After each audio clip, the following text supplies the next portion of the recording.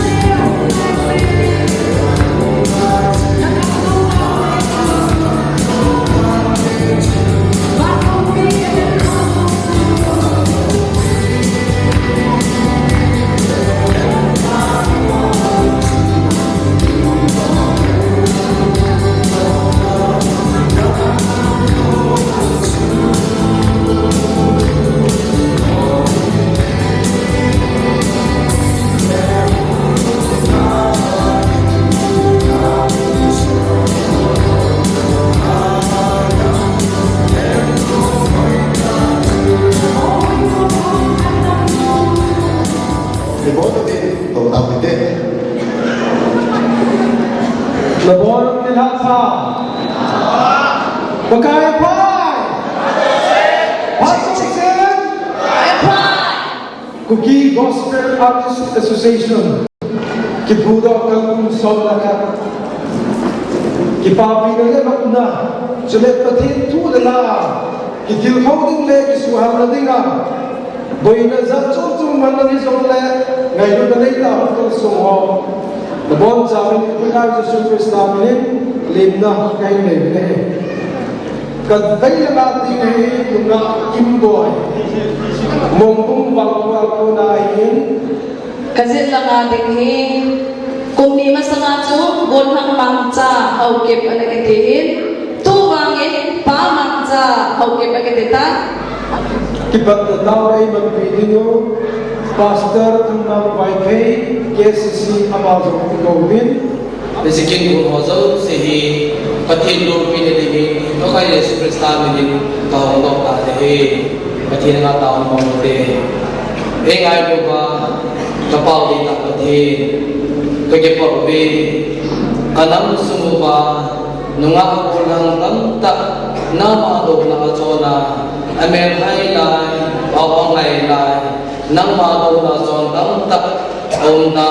nang matrin na pi hozo sina majat hading le nang maba jana an nang thin pakai am hoza na kan ba ben he ung sitin pathin abo te su na malo pe na ai mano he na mai mai na ka pujun ni thong ta ben he nang maba jana ka ma he je sin lagao thi an pala pala do jana lagao thi ni video wa na ko na na ta wi puja surista mani ha thong ta he amen.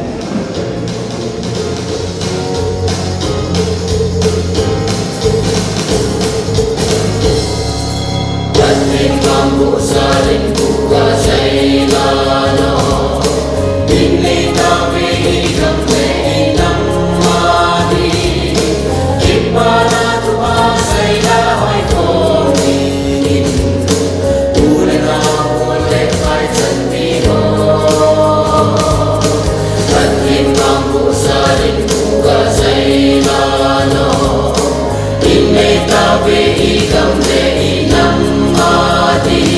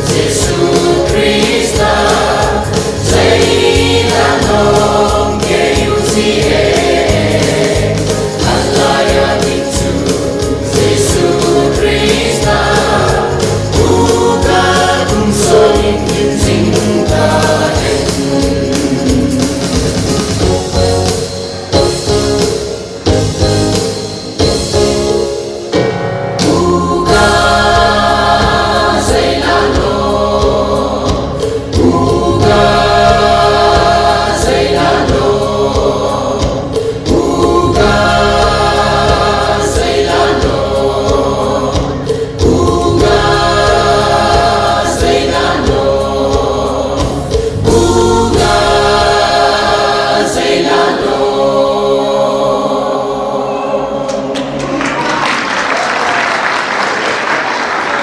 Ipimo, niya may sawa? Ngayon ang tetrenin, pagkayapay! Pagkakse! God is good! All the time! Liam na to sa ina,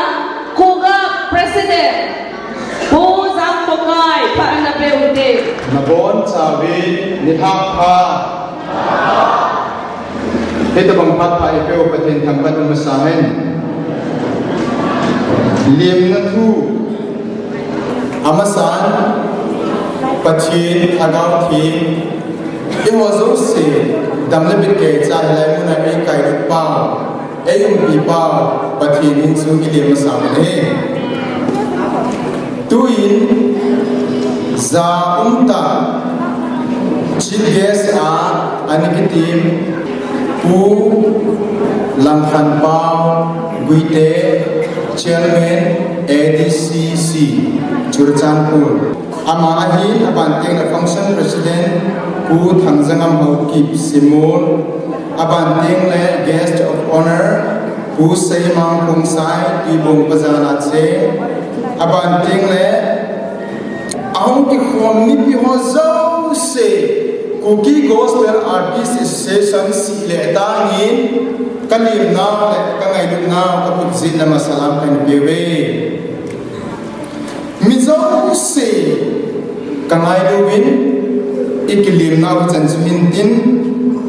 khat dai pi ta le tin ding win blessing prayer ai pan pi dingu elder Dr. Pu LS Gang e Ibangai Edo Kiwanlang ADC Churchanpur Chairman Pu Langkhan Pau Guite Function President ay panpiduma Pu Thangjangam Hauki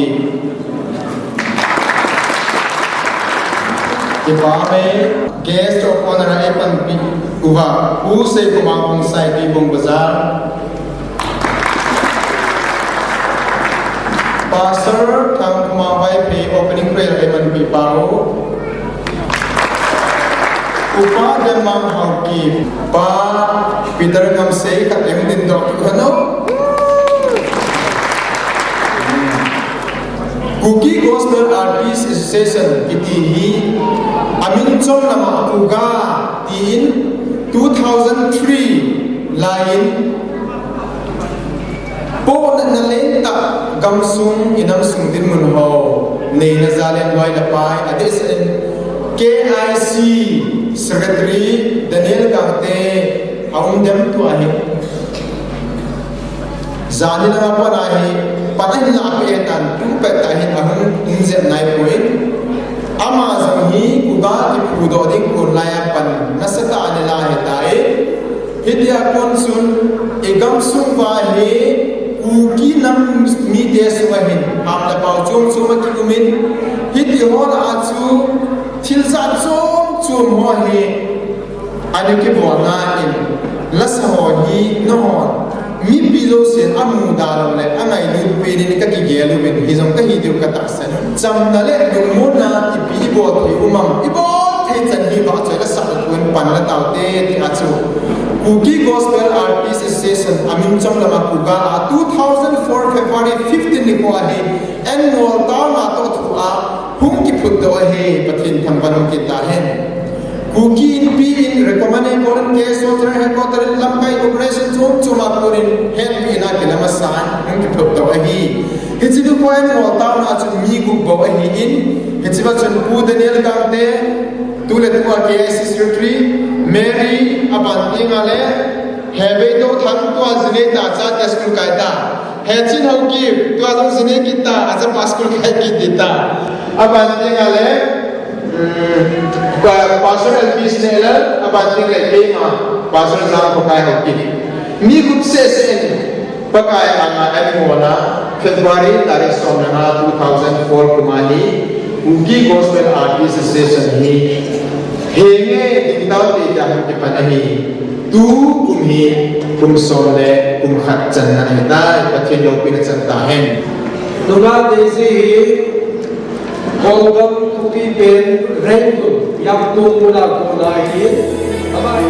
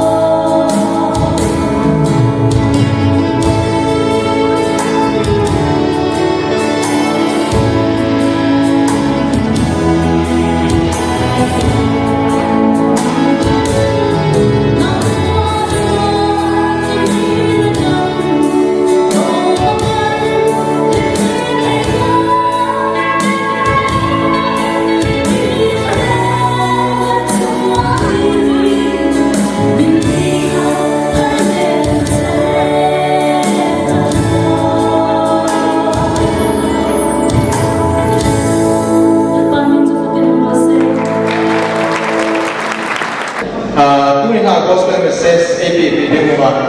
Egam Sungwa Deputy Commissioner, Uru Minhan of IAS, Ama Mato ay ni pakai minin yung din ko pwede introduce di Bonam Way.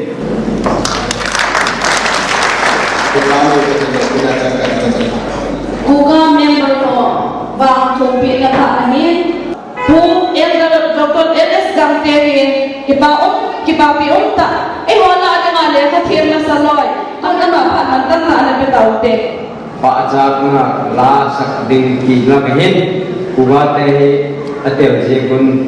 lobi ke sa ka kipa ma maya kapau pathe ming tam tab na si ma himalaya nu te sulung kam pa te su boy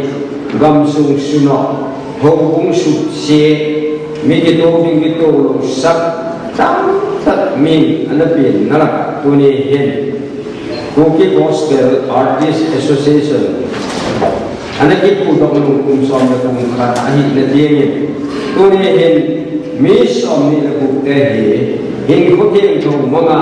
nang mahumpak sa dinga mungding dokte sikin lapa namin paksa na kawakipato kung ganahin ngaplet tango alay na minu mipa ang itong lele Z nasan jin pa tahi tai san lo ba mitam takke nangwa ko ma khulu tu mi the dengan ayen sum je tu dam na lai se na te anang man kumpi jing ding le na ka ke ko me na ma ku ya da sun ti eu ga pa su krishna ni bon sa wa ni na ma sa na ko ni sa hi amen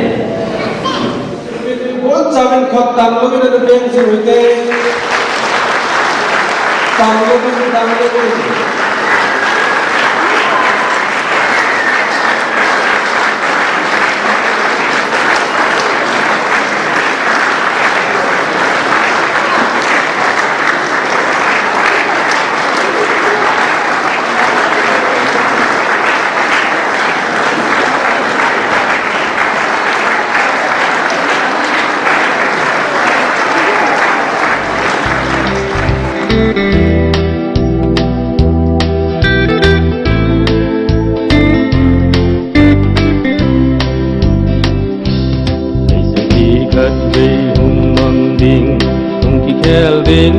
Sem Jose, ipakai anga idin di itin Jose.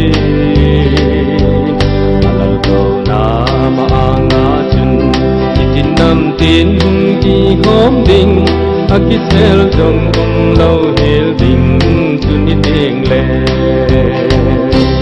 Hung ki kel ding, hey hung ki kel ding. Ikigin lau ta o bapa Ungki kelding Ungki kelding Hey ungki kelding Ikigin lau ta o bapa Ungki kelding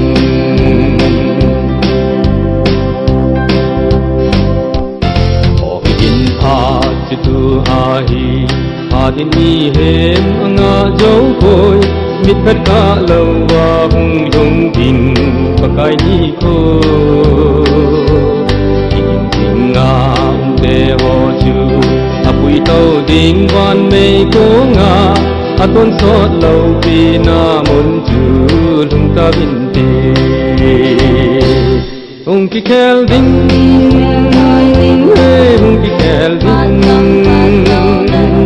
ikigin lâu ta o bapa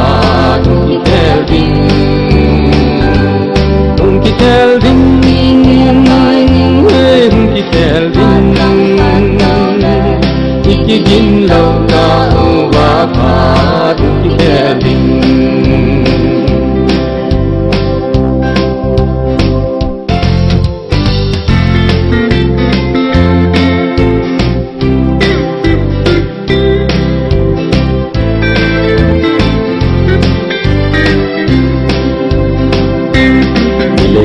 Don se tim di hin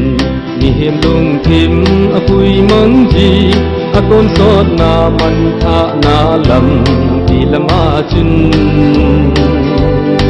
la ba kai ji nei ko vi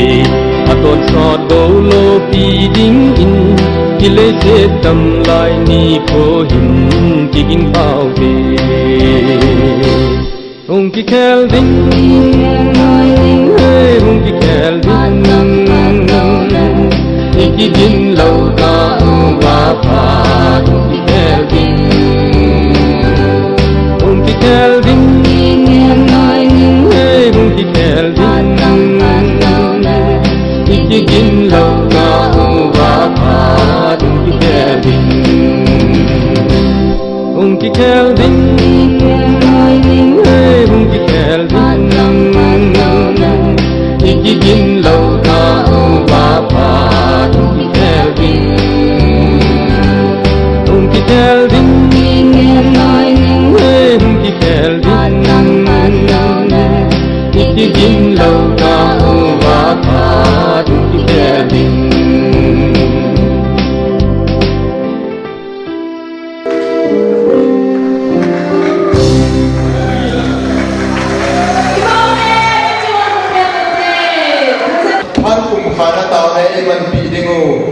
ama ahong tan pakai mai khat be mu the ding ing din pi ding he kiti mu be ke ba be tu din ha hi sungna puwa ula daw te ho akine ipena KBC Church helaya bi de roma Women Society ho hin ganti ha sa kyal dang cha aboy ma da mo be simam ai đâu là cả là cái ngón sa amam thì hồi hítท่านเองนะนิ่งเสนากับเป็นวานูเดียวันจังปันไอ้ละอิเซวินอีเหตุที่ว่าหินตะเกียบนะอัมหัวจุมาจังอันนั้นซาอัตมโคมินเอปาทุกันเซวินเฮมุกาเตนจัดจันอามาสเปนินสมนักจันนะCookie Gospel Artists Association Right Day Come Gospel Musical Night Bodo thay đi nga cùng sao mà chăn này ai quay vào học chung một thiên tham quan này tìm sao này đi. Aban Punia, Pathin le, Cookie Gospel Artists Association, Kingun này được nazar làm cả số mọi người sẽ, bagai minin, ngay được nào salam hay bodo này đi. Tu ni khoa, zip gas aung chibunga, pu langkan Paul Wite, Chairman ADCC.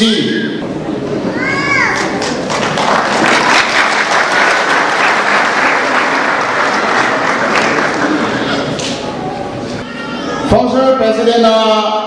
Ehumpan Tiwa Zaumta Pu Hangjangam Hoki El Simor Sisipur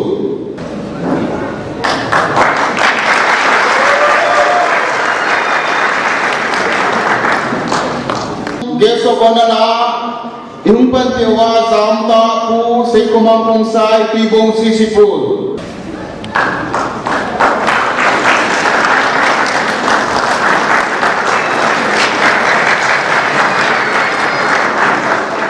Gospel message 80 di muwa Zaumta Pu Lunminthang Hoki IAS Deputy Commissioner Sisipur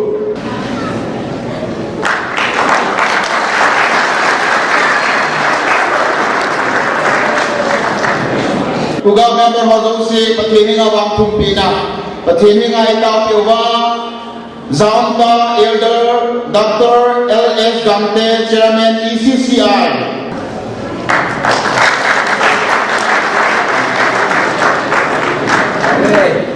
Bajai na sa yan lang filizatay Hondo na patini nga tao na inay piwa Opening prayer Eipan piwa Zaumta Pastor Hangmang Baitay KCC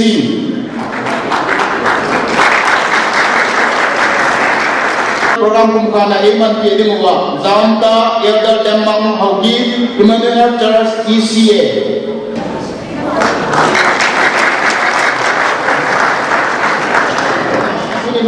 Compare Eiman Pideniu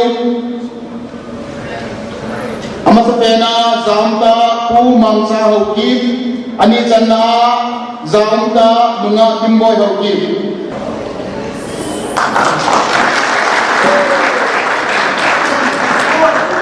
Baik lanjutkan.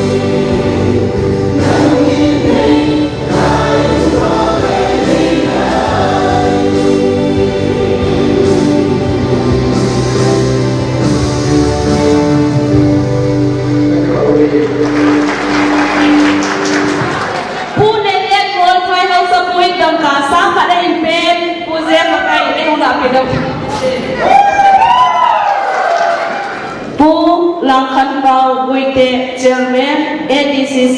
ama Pak Mantak tak lo dengan anak kawatin Tuni 11th anniversary Rising Day Kamun Kuga Gospel Musical Night Concert 2015 Zong ya hu pai tin ten na be ko ni ta pa Ming ke ru pai pe pe chu la ngai ko na on sa ka te chu bi ka sa kai ke le la siam ka kisai non sa cha siam da na ko min ke chau ka sa che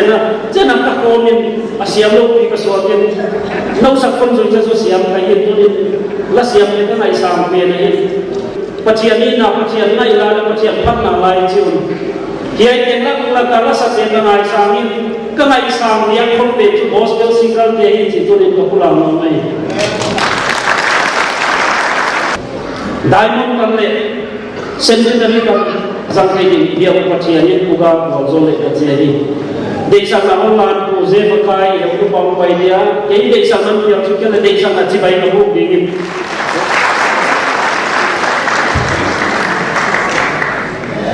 Lasalinga tungat nemi koduhin Hãy subscribe cho kênh Ghiền Mì Gõ để không bỏ lỡ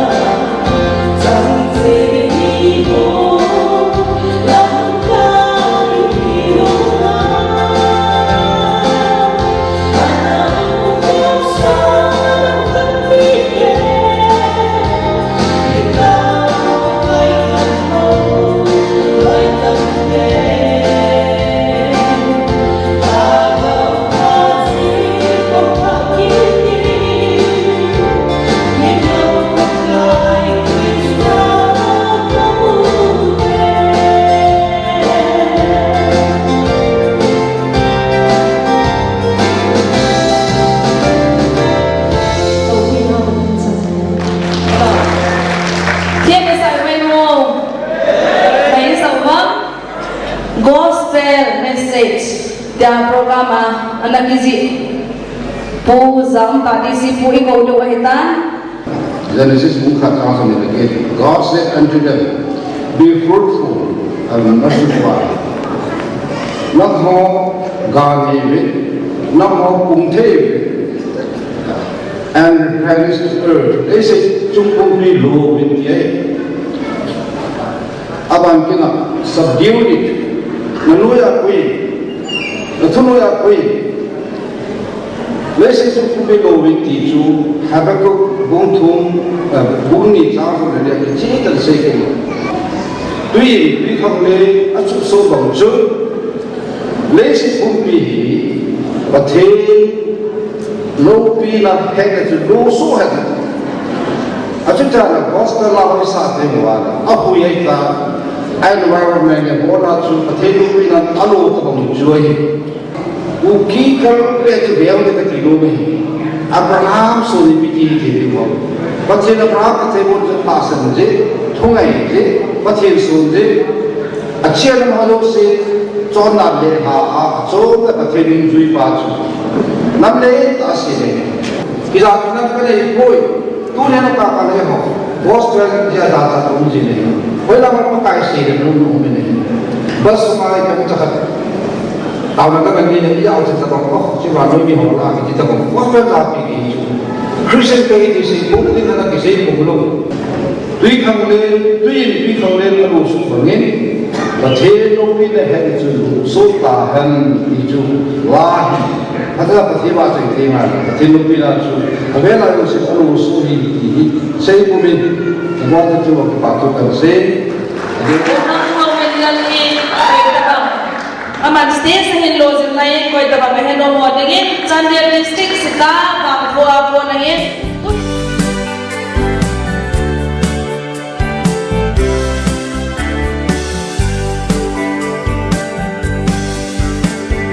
Chung lên vật sa tia ho hun tu la atu po vin at song at si po ve hin la a hin singwi chung pa thin thil sim a hin ne ding a pe singe hissa nga mal so chu mi hem lo ding ham zan hi tu ni sing ni khwa ki khel lo i pakai in chen le hi na so se ai hen am so e til go ni zat kin nei hen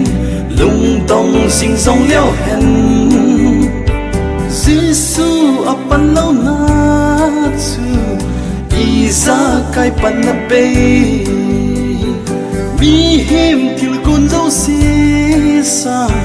pa thiên til ko na pai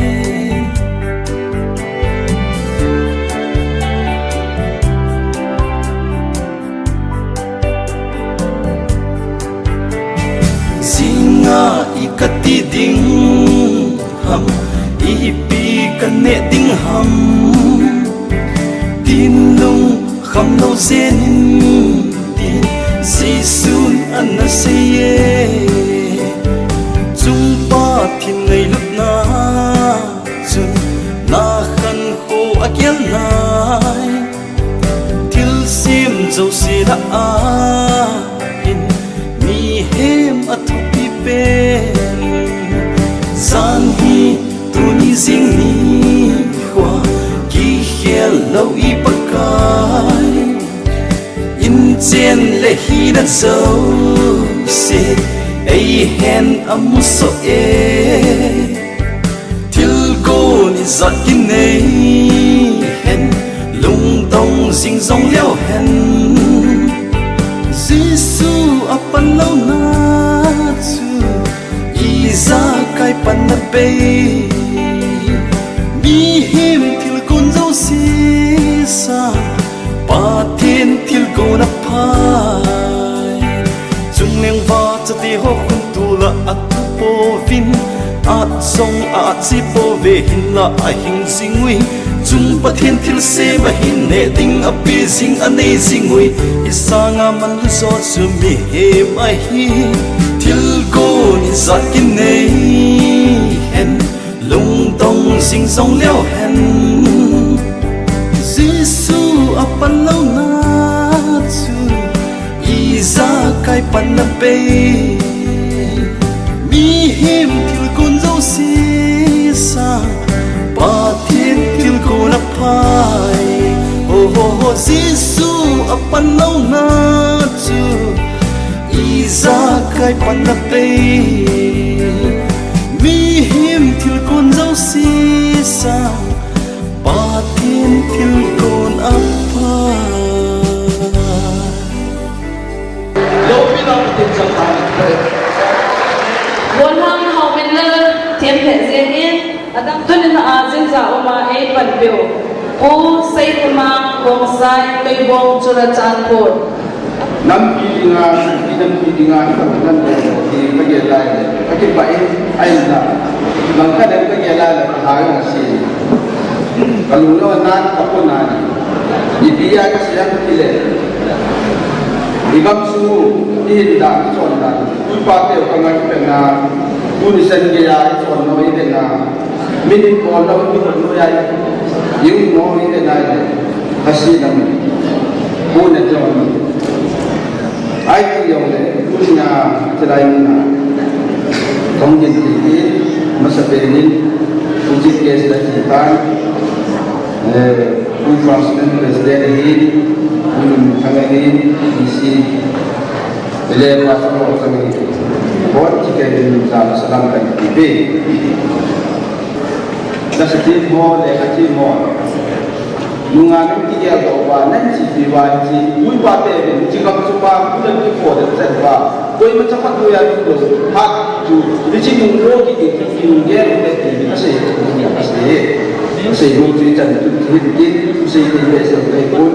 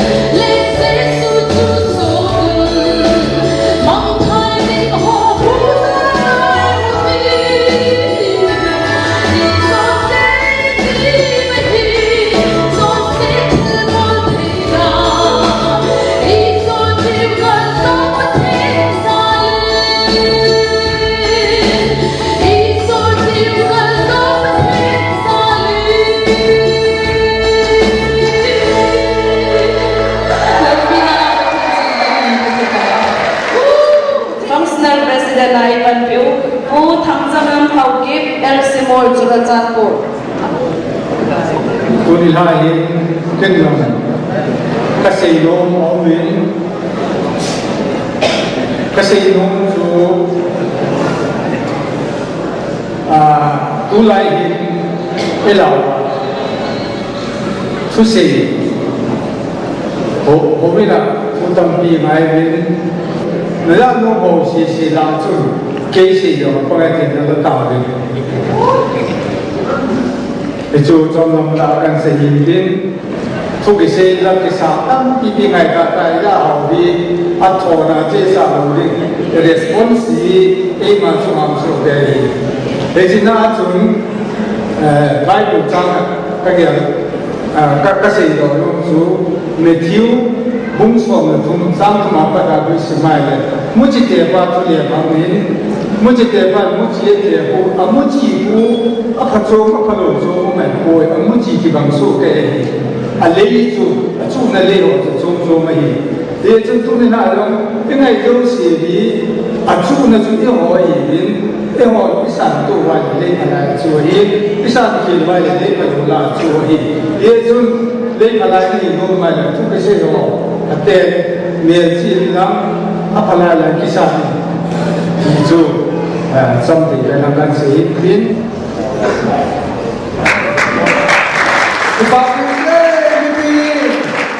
Kuga Presiden Buito Dewi